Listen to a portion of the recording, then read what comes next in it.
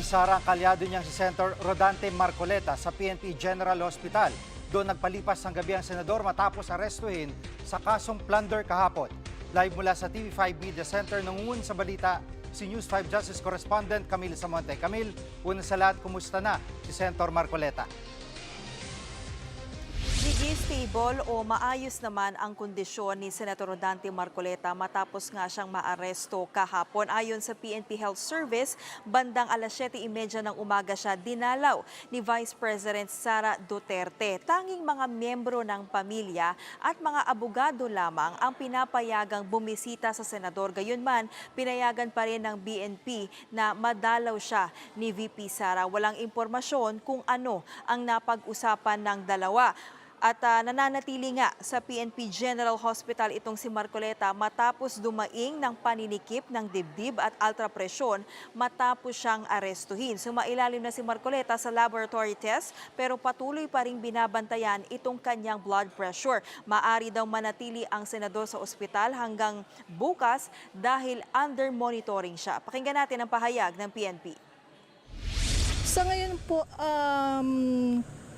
pwede po nating masabing stable, pero according po dun, considering po yung age niya at saka po yung mga symptoms po niya ngayon and kahapon previously, so nandun po tayo sa stage na monitoring pa po yung patient po ngayon kasi hindi po natin alam kung yung hindi pa po stable yung blood pressure po niya sa ngayon. Camille, kailan inaasahang harap muli sa korte si Senator Marcoleta? Gigi, oras na payagan ng doktor ng PNP General Hospital na makalabas ng ospital itong si Marcoleta ay dadalhin siya muli sa Sandigan Bayan. Doon ipoproseso yung return of warrant. Pagkatapos niyan, ilalabas ng korte itong commitment order at para madala na nga siya sa New Quezon City Jail kung saan siya ikukulong. Wala pang petsa, wala pang pinal na petsa kung kailan gagawin itong arraignment o yung pagbasa ng sakdal kina Marcoleta at mga kapwa-akusado niya. Posibleng talakayin muna ng korte itong inihain nilang mosyon na ipabasura ang kaso plunder bago ang arraignment. Gigi. Ilalaban ba ng kanyang mga abogado na mabigyan siya ng makapagpiyansa si Senator Marcoleta?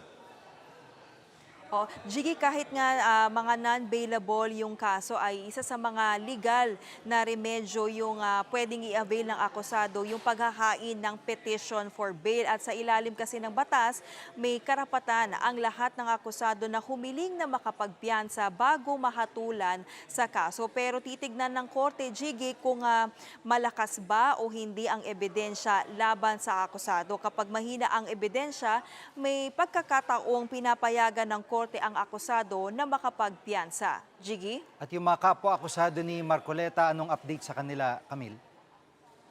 Gigi, hawak na rin ng mga otoridad ang negosyanteng si Aristotel Veray. Isa siya sa mga sinasabing campaign contributors ni Marcoleta. Inaresto siya ng PNP CIDG sa Quezon City kagabi at dinala siya kanina sa Sandigan Bayan para nga iproseso yung kanyang return of warrant. Matapos niyan ay dinala siya sa New Quezon City Jail kung saan din nakakulong yung iba pang mga akusado na sina dating Congressman Mike Defensor at ang negosyanteng si Joseph Espiritu.